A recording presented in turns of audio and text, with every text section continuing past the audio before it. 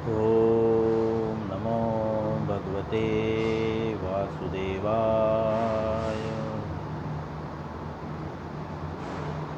ॐ नमो भगवते वासुदेवाय।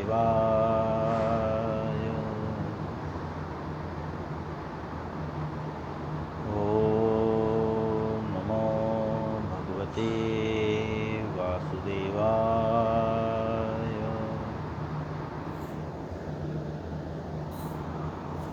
भगवद गीता अध्याय 5 श्लोक 8 और 9 एक साथ में 2 श्लोक हैं। तो हम 8वां श्लोक पढ़ेंगे, फिर 9वां श्लोक पढ़ेंगे, क्योंकि 2 श्लोक एक साथ में हैं। इसीलिए हम जो है एक बार ही श्लोक को पढ़ के आगे बढ़ेंगे। सभी लोग भगवद गीता खोलें, प्रयास करें सभी के सामने भगवद गीता हो, ताकि मैं जो आपको समझाने का प्रयास कर रहा हूँ वे आप समझ सकें।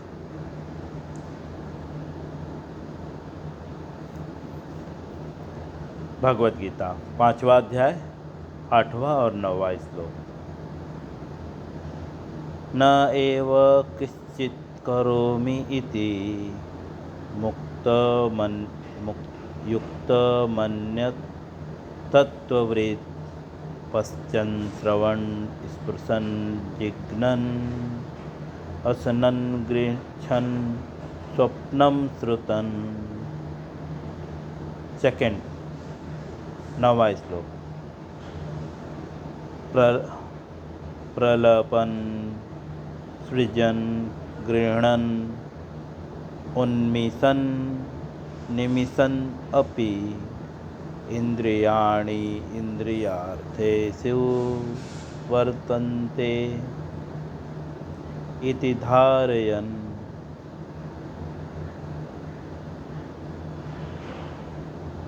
अब हम श्रील प्रभुपाद जी के द्वारा शब्दार्थ, अनुवाद और तात्पर्य। डबल श्लोक है, समय जाएगा, इसीलिए मैं जो है एक ही बार श्लोक को पढ़ के शब्दार्थ में प्रवेश कर रहा हूँ। शब्दार्थ श्रील प्रभुपाद जी के द्वारा। न नहीं, एव निश्चय ही, किश्चित कुछ भी, करोमि करता हूँ, इति इस प्रकार, युक्त दैविक चेतना में लगा हुआ, मन्यते सोचता है। जैसा कि हम पढ़ चुके हैं, अब यहाँ पे इस श्लोक में भगवान हमें बता रहे हैं कि दैविक चेतना में लगा हुआ व्यक्ति क्या सोचता है। न नहीं, एव निश्चित ही। निश्चित ही का मतलब कोई भी कन्फ्यूजन नहीं है कि क्या कोई भी कन्फ्यूजन नहीं है। किश्चित कुछ भी, न मतलब नहीं, एव मतलब निश्चित ही, फिर आगे किश्चित अर्थात कुछ भी नहीं, करोति करोमि करता हूँ, निश्चित ही मैं कुछ भी नहीं करता हूँ। ऐसा कौन सोचता? इति इस प्रकार, युक्त दैविक चेतना में लगा हुआ व्यक्ति। जो दैविक चेतना में लगा हुआ व्यक्ति है वो क्या सोचता है कि मैं कुछ भी नहीं करता हूँ, निश्चित ही कुछ भी नहीं करता हूँ। दैविक चेतना मतलब 2 प्रकार की चेतना है, एक भौतिक चेतना और एक दैविक चेतना। सरल भाषा में कहा जाए तो निजीरेन्द्रिय तृप्तिवांछा, कृष्णेरेन्द्रिय तृप्तिवांछा। जो हम स्वयं की इंद्रिय तृप्ति के लिए कार्य करते हैं उसे भौतिक चेतना बोलते हैं। जो हम, जैसे कि मैं आपको बार बार उदाहरण देता हूँ, जैसे हम काम करते हैं, समाज में जाते हैं, कपड़े खरीदने जाते हैं, खाना बनाते हैं, तो हमारी चेतना क्या रहती है? कैसे पता चले कि वो दैविक चेतना है या भौतिक चेतना है? दैविक चेतना अर्थात भगवत धाम, भगवान के विषय में सोचना। कृष्णेरे इंद्रिय तृप्तिवांछा, अर्थात जब हमारी दैविक चेतना रहेगी तो हम कुछ भी खरीदेंगे तो क्या सोच के खरीदेंगे? जैसे अभी हम क्या सोच के खरीदते हैं? मेरे बच्चे के लिए स्कूल बैग खरीदना है, मेरे बच्चे के लिए बच्चे को हलवा बहुत पसंद है, पराठा पसंद है ना? तो हम या तो मेरे पति को ये पसंद है, मेरी पत्नी को ये पसंद है, या तो मुझे ये पसंद है, तो कहीं ना कहीं निजी इंद्रिय तृप्ति वांछा होती है। मतलब हम अपनों की इंद्रिय तृप्ति के लिए कार्य करते रहते हैं, कृष्ण के इंद्रिय तृप्ति के लिए कार्य नहीं करते। तो यहाँ पे पिछले श्लोक में जैसा बताया गया है, जो भक्ति भाव में लगा हुआ है, भक्ति का तात्पर्य, भक्ति का अर्थ क्या है? हम क्या पढ़ चुके हैं भक्ति का अर्थ? कोई है बताने वाला इतने लोगों में? कोई और बताएगा भक्ति का अर्थ? जी, व्यक्तिगत आकांक्षाओं से रहित, व्यक्तिगत आकांक्षा, व्यक्तिगत लाभ की आकांक्षा, लाभ भी है उसमें, व्यक्तिगत लाभ की आकांक्षाओं से रहित होकर भगवान के लिए कर्म करना या सेवा करना, यह भक्ति है। तो अभी तो हम सब कुछ व्यक्तिगत लाभ के लिए कर रहे हैं ना। तो दैविक चेतना अर्थात जो व्यक्तिगत लाभ के लिए नहीं किया जाता, कृष्ण के लाभ के लिए किया जाता है। तो पिछले श्लोक में यही बात बता रहे हैं कि वही व्यक्ति सुखी हो सकता है जो व्यक्ति भगवान की भक्ति युक्त कर्म करता है ना? जो भक्ति युक्त जो है, भक्ति भाव से जो है कर्म करता है, वह व्यक्ति जो है कर्म के बंधन से मुक्त रहता है। समझे? उसके पहले जो है 6वें श्लोक में बताते हैं, समझे, जो भक्ति में लगा हुआ व्यक्ति है वो सुखी हो सकता है, और जो भक्ति में नहीं लगा है वो व्यक्ति सुखी नहीं हो सकता। भक्ति का अर्थ क्या है? वापस से कोई बोलेगा?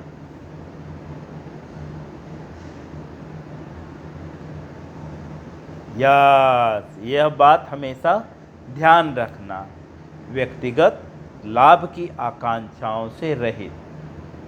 भक्ति का मतलब ये है, नाम जप करना, ये तो भक्ति प्राप्त करने की प्रक्रिया है ना? नाम जप से जो है भक्ति प्राप्त होती है ना? नाम जप भक्ति नहीं है, नाम जप भक्ति का एक साधन है। और उस भक्ति को प्राप्त करने का जो साधन है, भक्ति क्या है? व्यक्तिगत आकांक्षाओं से रहित, व्यक्तिगत लाभ की आकांक्षाओं से रहित भगवान की सेवा करना। ठीक है। तो 6वें श्लोक में बताते हैं कि जो भक्ति युक्त कर्म करता है वह व्यक्ति सुखी रहता है, और जो भक्ति युक्त कर्म नहीं करेगा वो व्यक्ति कभी सुखी नहीं रह सकता। और पिछले श्लोक में बताते हैं कि जो भक्ति युक्त कर्म करता है वो बंधन से मुक्त रहता है। क्योंकि दुख कब उत्पन्न होता है? जब हम बंधन में होते हैं ना। अगर हम जन्म नहीं लिए होते तो दुख उत्पन्न होता क्या? नहीं। ये शरीर ही तो हमारे दुख का कारण है, जन्म ही तो हमारे दुख का कारण है, मृत्यु ही तो हमारे दुख का कारण है ना, व्याधि ही हमारे दुख का कारण है। समझे? तो न जन्म लिए होते न दुख होता। लेकिन जन्म कब हम जन्म नहीं लेंगे? हमारा जन्म कब नहीं होगा?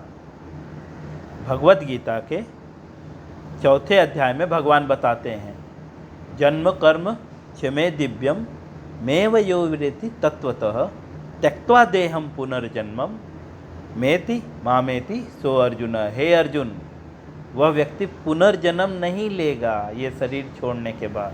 भगवत गीता 4 अध्याय कितवा श्लोक, 9वां श्लोक है ना, 9वां श्लोक, 4 अध्याय का 9वां श्लोक।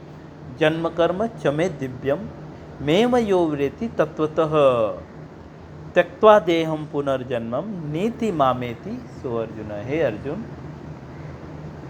वह व्यक्ति दोबारा जन्म नहीं लेगा जो मेरे जन्म कर्म को समझ सकता है। ठीक है, उसके बाद बताते हैं कौन भगवान के जन्म कर्म को समझ सकता है। और यहाँ पे बता रहे हैं कि कैसा व्यक्ति जो है बंधन से मुक्त होता है। ठीक है, तो जो ये सोच के करता है कि मैं नहीं एवं निश्चित ही, निश्चित ही का मतलब मैंने बोला कोई भी ऑप्शन नहीं, कुछ भी, किश्चिन मतलब कुछ भी, करोमि करता हूँ, मैं कुछ भी नहीं करता हूँ, इति इस प्रकार से युक्त दैविक चेतना में लगा हुआ व्यक्ति मन्यते सोचता है। जो दैविक चेतना में लगा हुआ व्यक्ति है, दैविक चेतना अर्थात जो भगवान की सेवा में लगा हुआ व्यक्ति है, वो क्या सोचता है, मैं कुछ भी नहीं सोचता हूँ, मैं कुछ भी नहीं करता हूँ, निश्चित ही मैं कुछ भी नहीं करता हूँ। ऐसा नहीं कि कोई कोई कार्य मैं करता हूँ, कुछ भी नहीं करता हूँ और निश्चित है ये, समझे। तत्ववृत्त शब्दार्थ ही अभी हम पढ़ रहे हैं। तत्ववृत्त सत्य को जानने वाला, जो सत्य को जानने वाला, पश्चते देखता हुआ, श्रवण सुनता हुआ, स्पृशन स्पर्श करता हुआ, शीघ्रन सूंघता हुआ, अस्वन खाता हुआ, गच्छन जाता हुआ, स्वप्नन स्वप्न देखता हुआ, श्वसन सांस लेता हुआ। बता रहे हैं जो सत्य को जानने वाला व्यक्ति है, ठीक है, वो क्या सोचता है कि निश्चित है मैं कुछ भी नहीं करता हूँ। तो कुछ भी का यहाँ पे क्या बता रहे हैं, कुछ भी में क्या क्या उदाहरण दे रहे हैं। जैसे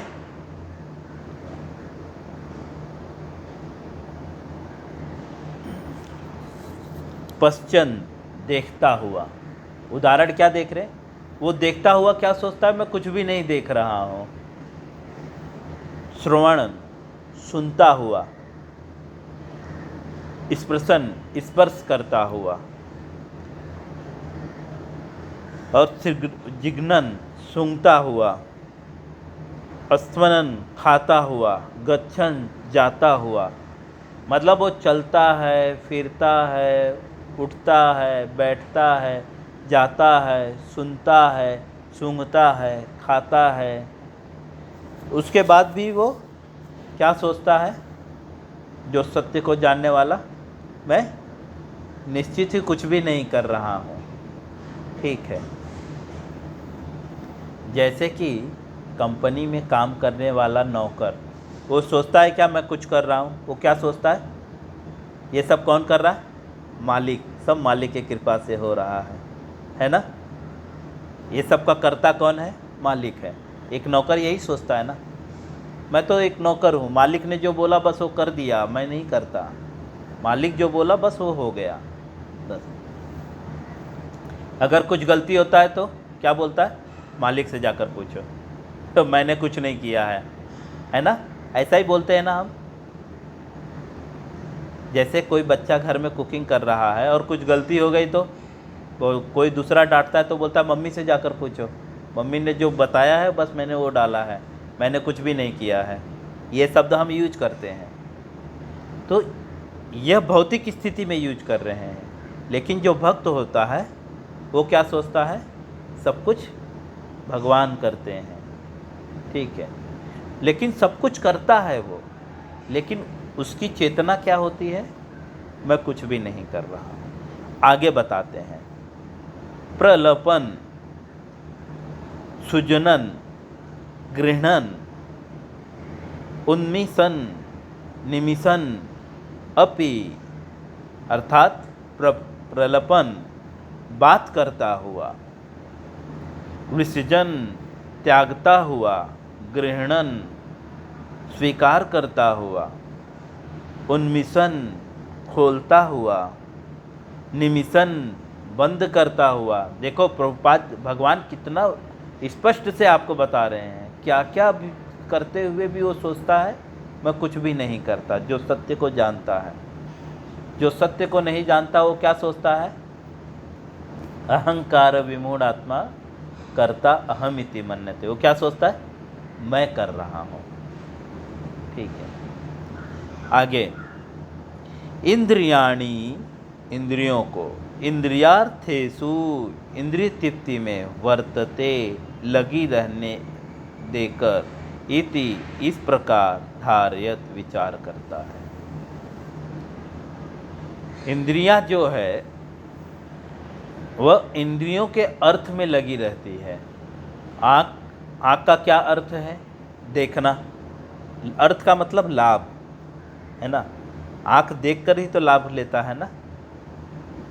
पेट जीवा स्वाद से लाभ लेता है, नाक सूंघ के लाभ लेता है, जैसा कि पहले बता गया चुका है, इसी श्लोक में ऊपर बता रहे हैं, समझे।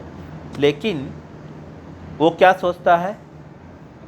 वो सोचता है कि इंद्रियां अपने कार्यों में लगी हुई हैं, ठीक है, लेकिन मैं कुछ नहीं कर रहा हूँ। क्योंकि वो इस शरीर को क्या सोचता है? ये हम पढ़ चुके हैं, ये शरीर कृष्ण का है, ये सब लोग कृष्ण के हैं। तो ये शरीर से जो कुछ भी हो रहा है वो क्या, कौन कर रहा है? कृष्ण कर रहे हैं, भगवान कर रहे हैं, समझे। ये कौन सोचता है? युक्त दैविक चेतना में लगा हुआ व्यक्ति, तत्ववेद, सत्य को जानने वाला, है ना। चलिए अब हम अनुवाद पढ़ेंगे। अनुवाद श्रील प्रभुपाद जी के द्वारा। दिव्य भावना युक्त पुरुष देखते, सुनते, स्पर्श करते, सूंघते, खाते, चलते फिरते, सोचते तथा श्वास लेते हुए भी अपने अंतर में सदैव यही जानता रहता है। बता रहे हैं जो दिव्य भावनामृत में, दिव्य का अर्थ क्या है? प्रभुपाद जी जो है इसी चौथे अध्याय के 38वें श्लोक के तात्पर्य में पहले लाइन में लिखते हैं कि जब भी हम दिव्य शब्द का प्रयोग करते हैं तो इसका प्रयोजन क्या है? आध्यात्मिक, है ना। दिव्य का प्रयोजन क्या है? आध्यात्मिक। आध्यात्मिक का अर्थ क्या है? जो भगवान से संबंधित कार्य है उसे आध्यात्मिक कहते हैं।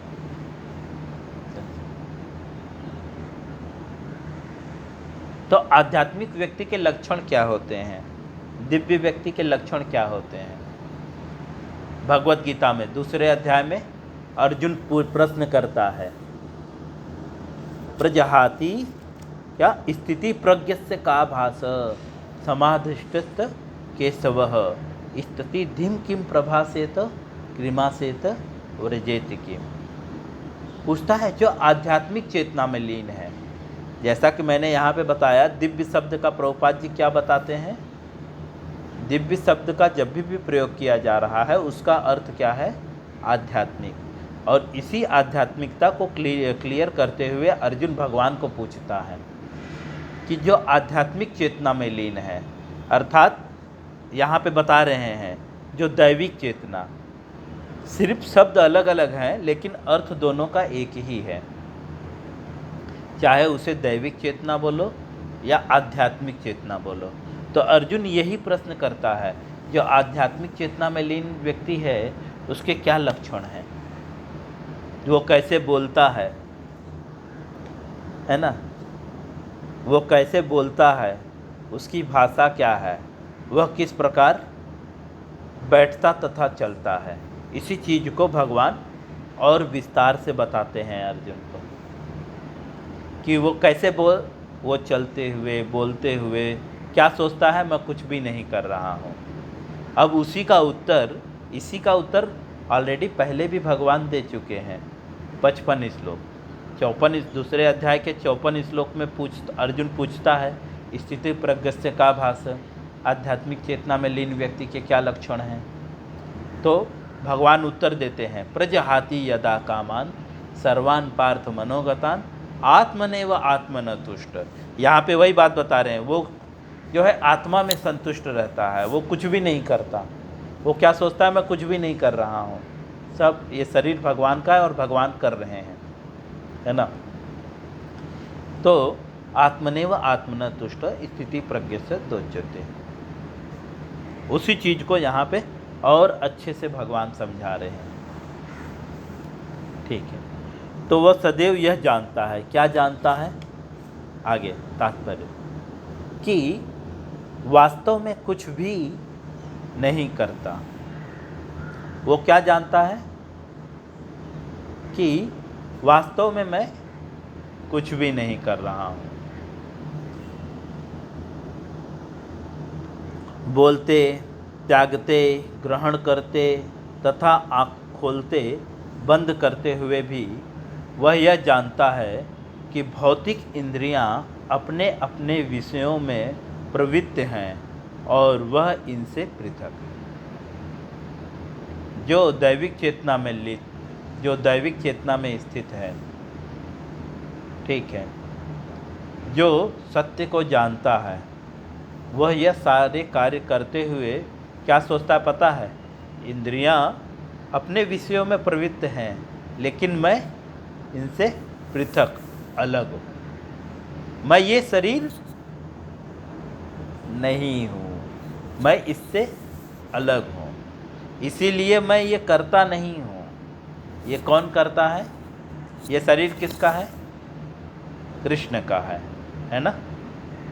प्रकृतीय क्रिय कर्माणि गुणे कर्माणि सर्वस अहंकार विमूढ़ात्मा कर्ता अहमिति मन्यते। अभी इसका उल्टा, जो स्वयं को कर्ता मानता है वो कौन है, मूढ़ आत्मा, मूर्ख व्यक्ति जो है स्वयं को कर्ता मानता है। लेकिन जो सत्य को जानता है वो स्वयं को कर्ता नहीं मानता। यहाँ पे भगवान जो है ये स्पष्ट कर रहे हैं। इस तरह से जो है भगवद गीता के 5वें अध्याय के 8वें और 9वें श्लोक का अनुवाद पूर्ण हुआ। कल हम तात्पर्य में प्रवेश करेंगे। हरे कृष्ण। इससे संबंधित किसी को कुछ पूछना है? हरे कृष्ण।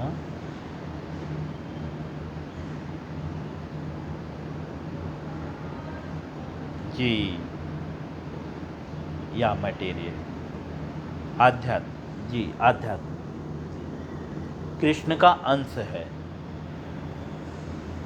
या हम पहले पढ़ चुके हैं ये बात।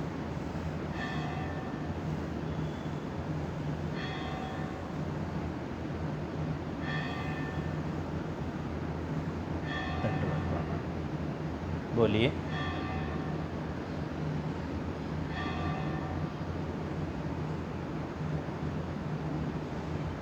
स्वरूप सिद्ध व्यक्ति तो सत्य को जानता है, और हमें सत्य को जानने के लिए क्या करना पड़ेगा, स्वरूप सिद्ध व्यक्ति के पास जाना पड़ेगा। और कैसे जाना पड़ेगा, तत्विद्धि परि प्रातेन परिप्रश्नेन सेवयः उपजच्छन्ति ते ज्ञानम ज्ञानिन तत्वदर्शिना। विनित भाव से जाना पड़ेगा, अहंकार से नहीं, सेवा करना पड़ेगा। यह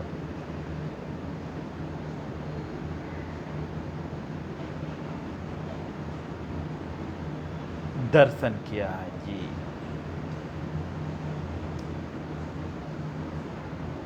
जी,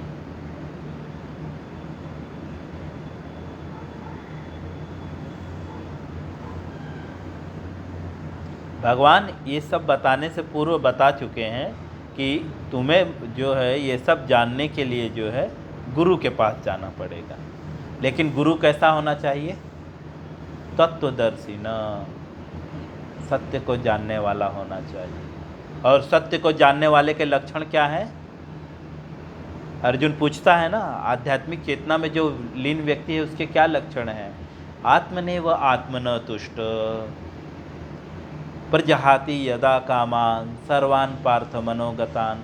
भगवद गीता 2 अध्याय 55-56 श्लोक बताते हैं जो मनोधर्म से मन में जो भी कुछ उत्पन्न हो रहा है, इच्छा, डिजायर, वो उसको पूरा करने में नहीं लगा रहता, वह आत्मा में संतुष्ट रहता है। क्योंकि मन में तो समुद्र की भांति इच्छाएं आती रहेंगी, लेकिन वो उससे विचलित नहीं होता है ना। कुछ लोग बोलते हैं प्रभु बहुत मन परेशान कर रहा है, शादी कर लेता हूँ। वो क्यों नहीं? वो जानता है मन में इच्छा आती रहेगी, उससे प्रभावित नहीं होता। आत्मनेव आत्मन।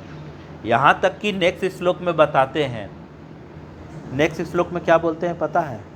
चलो, बहुत खूबसूरत श्लोक है। दुखेषु दुग्धमना सुखेषु विगत स्प्रिय वेत राग भयो क्रोध स्थिति धी मुनि निच्यते। जो त्रय तापों के होने पर भी विचलित नहीं होता। डिफिकल्ट एक ताप भी हमारे लिए, कुछ दिन पहले मुझे सर्दी हो गई, क्लास वगैरह सब बंद हो गया, एक ताप आया, लेकिन जो त्रय तापों के होने पर भी विचलित नहीं होता, समझो, वो न तो सुख में प्रसन्न और न तो दुख में जो है निराश होता है। जो आसक्ति, भय तथा क्रोध से मुक्त है। ये लक्षण है। किसके लक्षण है? तत्वतः सत्य को जानने वाला, सत्य को जानने वाले के ये लक्षण है। तीनों तापों के होने पर भी विचलित नहीं होता। लाइक दिस प्रभुपाद जी है ना, 2 टाइम जब विदेश जा रहे थे 2 बार हार्ट अटैक आया, विचलित नहीं हुए। हम तो विचलित हो रहे हैं ना। लेकिन भगवान हमें आश्वासन देते हैं। कहाँ पे? भगवद गीता 39 श्लोक में, 2 अध्याय के 39 श्लोक में, नेहा भी क्रमनाशोस्ति प्रत्यवायो न विद्यते स्वल्पमप्यस्य धर्मस्य त्रायतो महतो भया। अगर आप थोड़ा भी प्रयास करोगे ना धर्म को जानने का और धर्म के पालन का, तो त्रायतो महतो भया, महान से महान भय से हमारी रक्षा होगी। और महान से महान भय क्या है? जन्म, मृत्यु, जरा, व्याधि। यही तो सबसे बड़ा भय है ना। आदमी क्यों सबसे ज़्यादा डर किससे है? कहीं मैं मर न जाऊं, है ना। कोई रोग न हो जाए, यही तो भय है ना। कुछ रोग न हो जाए, बीमारी न हो जाए, यही भय है। जन्म, मृत्यु, जरा, व्याधि, ये सबसे बड़ा भय है। तो भगवान बोलते हैं थोड़ा भी अगर आप आध्यात्मिक ज्ञान प्राप्त करने का प्रयास करोगे और आध्यात्मिक का पालन करने का प्रयास करोगे, तुम बड़े से बड़े भय से मुक्त हो जाओगे। अर्थात त्यक्त्वा देहम पुनर्जन्मम नेति मामेति सो अर्जुन। शरीर छोड़ने के बाद दोबारा इस संसार में जन्म नहीं लोगे, जहाँ पे जन्म, मृत्यु, जरा, व्याधि। और ये कब होगा? भक्ति के द्वारा, है ना।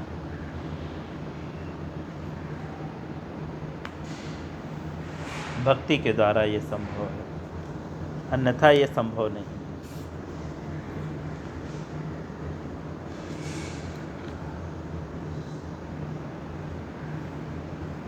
क्योंकि यही बात भगवद गीता के 5वें अध्याय के 7वें श्लोक में बोलते हैं।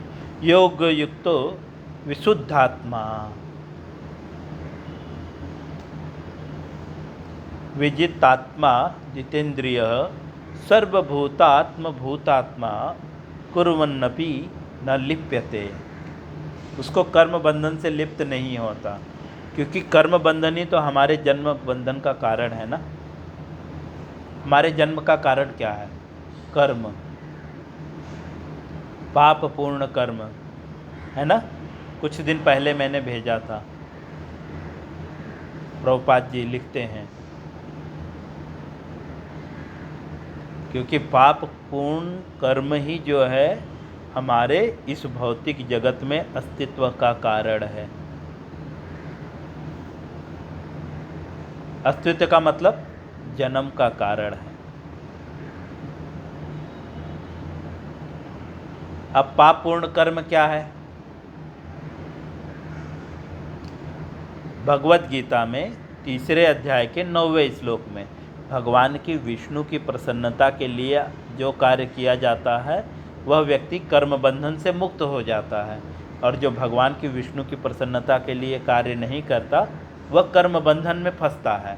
ठीक है, और कर्म बंधन ही हमारे जन्म का कारण है। पाप का कारण क्या है? कर्म बंधन।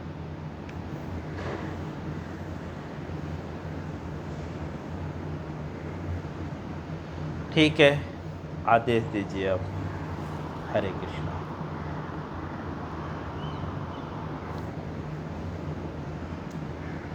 किसी का कोई प्रश्न रहे तो जो नहीं समझ पाया है वो पर्सनली मुझे कॉल करके पूछ सकता है। हरे कृष्णा।